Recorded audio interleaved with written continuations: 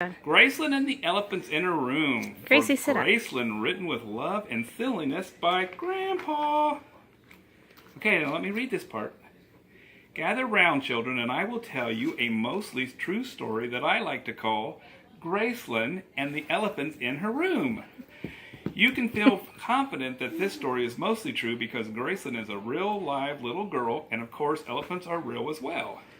Anyone will tell you, you can go to a zoo and find them standing about. What? Anyone can tell you, you can go to a zoo and find them standing about. If you're not sure where to look for them once you get there.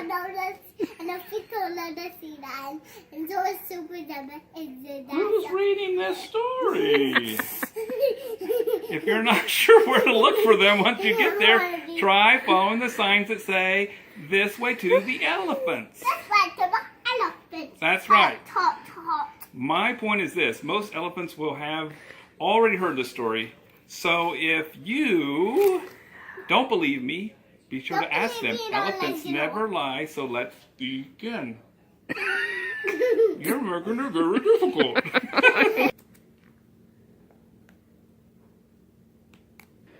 When Gracelyn woke up that morning, even without thinking about it, she knew it was a kind of day. Who's that? Me. Yeah. She knew it was the kind of day that worked best if you were wearing your favorite rainbow striped socks. Gracelyn hopped out of her bed and, still wearing her nightgown, she went directly to the chest of drawers. Socks, as you may have guessed, were in the top drawer, which is where socks always feel right at home. When she pulled on the handles, the drawer seemed much harder to open compared to every other day before this particular one. Gracelyn finally got the drawer open, and she noticed something different. And the thing that was different was mostly the elephant she saw in the drawer looking back at her from under a pile of socks. As far as elephants that a little girl might find hiding in her sock drawer, this one was particularly large. "Hey, you need to get out of my sock drawer right now," said Gracelyn. The elephant did not move. After a short delay, Gracelyn said, "Mr. Elephant, I'm waiting." Mr. Elephant, I'm waiting. That's right.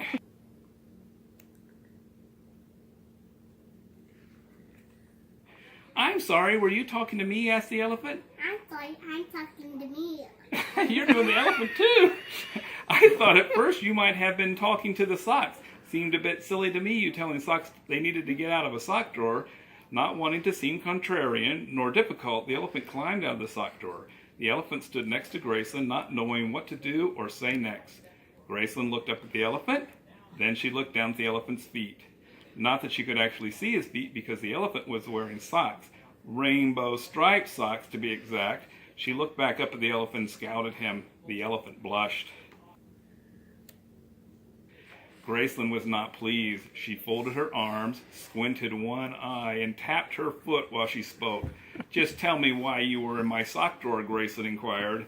The elephant, immediately relieved that no one had brought up the awkward subject of socks borrowed without permission, answered Gracelyn by saying, "Oh, well," he paused a moment before going on, "you see, I needed a place to hide, but there was no more room in the closet."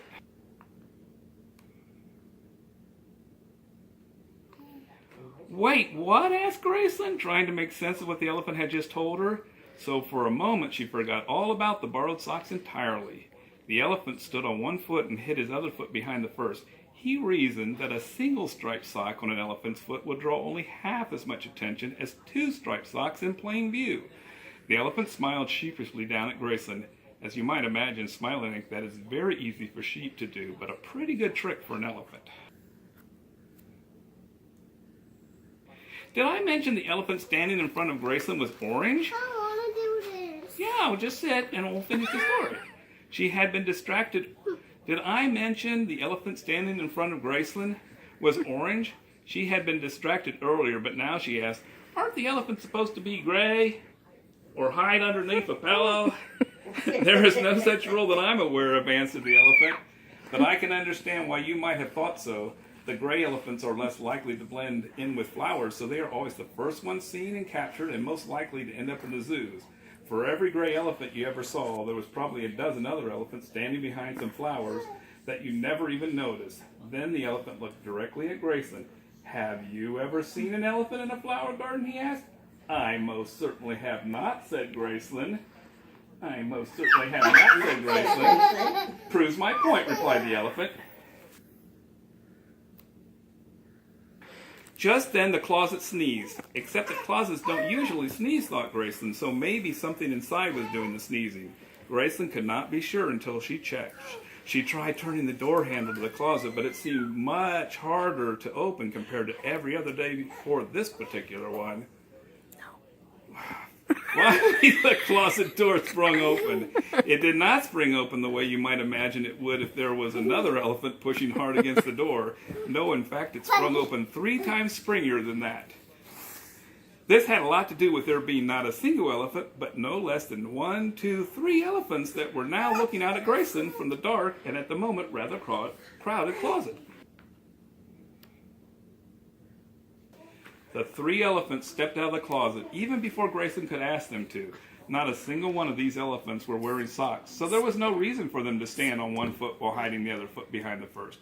"Why were you in my closet?" Gracelyn asked, and by that she meant, of course, all 3 elephants and not just one in particular.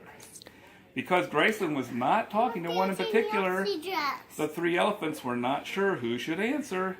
They hesitated and exchanged nervous glances back and forth. Finally, the largest elephant of the 3, though they were all rather big, blurted out, "Oh, that's an easy one. We need a place to hide, but there was no more room under the bed." The question Gracelyn wanted to ask the elephants were piling up faster and faster now. She couldn't remember. "There's your bed! Oh no, elephants!" The questions Gracelyn wanted to ask the elephants were piling up faster and faster now. She couldn't remember the last time so many elephants had been in her room all at once. Now beds don't sneeze any more than closets do, but it didn't really matter because no sneeze sound came from under the bed. Nevertheless, Gracelyn knew she had to check there next, even though, as already mentioned, the bed was completely sneezeless. Gracelyn got on the floor to better peek under the bed. She peered into the dark space, which seemed much blacker compared to every other day before this particular one. Even though she couldn't see a thing, Gracelyn spoke with confidence, as there were elephants hiding there. "Hey, elephants, you need to get out from under my bed right now." "What are you doing down there? Don't you want to sit up here? Come on, sit up here and put on your lipstick." Come on, babe. Come on. Come on.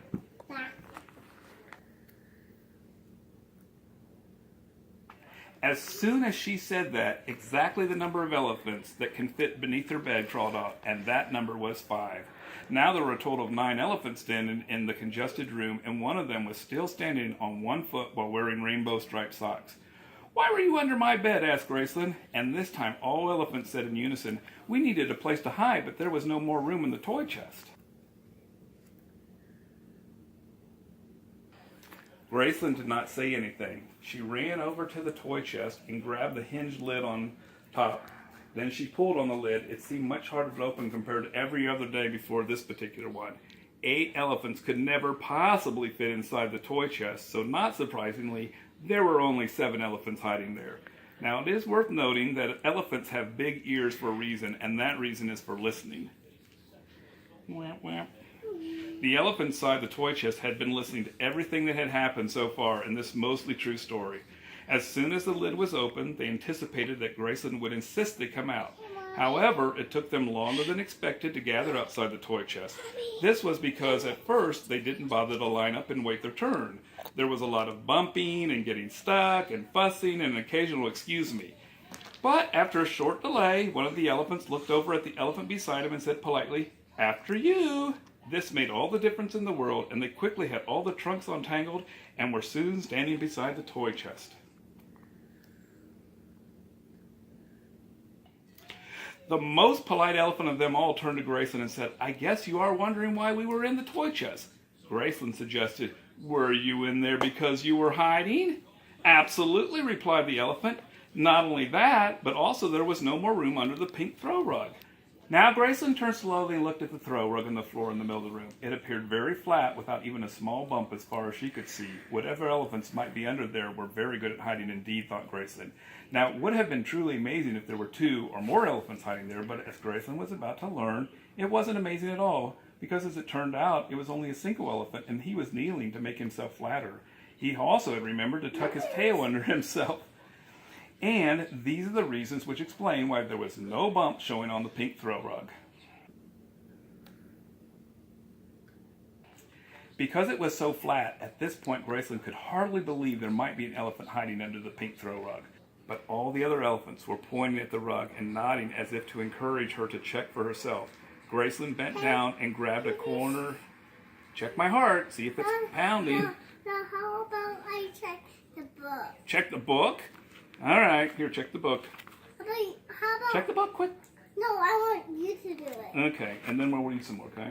You hear anything? No. Okay. How about I try yours again? Okay. Now let me read some more, okay? Because it was so flat at this point, Gracelyn could hardly believe there might be an elephant hiding under the pink throw rug. But all the other elephants were pointing at the rug and nodding as if to encourage her to check for herself. Gracelyn bent down and grabbed a corner of the rug with both hands. When she tried to yank the rug, it seemed much harder to move compared to every other day before this particular one. She tried again, and finally the rug flew off and what turned out to be a rather surprised elephant. "Yikes, you surprised me," exclaimed the kneeling elephant. And then the elephant dusted himself off, and he stood up next to all the others. "I suppose you were hiding too," said Gracelyn to the latest elephant to appear. The elephant did not see anything, but instead simply shook his head yes. Gracelyn continued, "And did you hide under the rug because there was no room somewhere else?" "No, hiding under the rug was the first place I thought of," answered the elephant. "From my own experience, hiding under rugs is best. Believe me when I tell you, almost no one expects to find an elephant there, and least of all when it's a pink rug." "So I guess I've discovered all the elephants I'm likely to uncover this morning in my room," laughed Gracelyn. "But what are you all hiding from?" she asked. But none of the elephants answered. Instead, all 17 elephants turned and pointed at the bookshelf on one side of the room. Gracelyn started walking toward the bookshelf. "Oh, you better not go over there," cautioned one of the elephants. "It's very, very scary," added another elephant.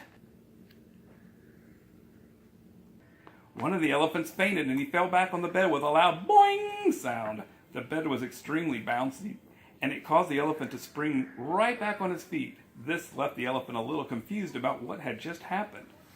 Gracelyn was not sure if she could take the elephant's warning seriously and hesitated just as she got to the spot in front of the bookshelf. Immediately she heard a small voice that sounded like it was coming from behind the books. "Please go away. I'm Biggie Grump Saddy today," came a voice. For those that don't know, this means someone who is very grumpy and very sad. And just then a small mouse, looking rather cross, poked his head out from behind one of the books. All the elephants took a step backwards from the mouse. A few of them let out a shriek. The one that Gracelyn had found in the chest of drawers jumped right out of the rainbow stripes, which in turn landed directly in front of the mouse. Come up here, Gracelyn. Gracelyn, come up here. Here, come here. Come on. Sit up here. Let's finish the story. I want to get fancy dress, Mommy. We will. Okay. All the elephants took a step backwards from the mouse.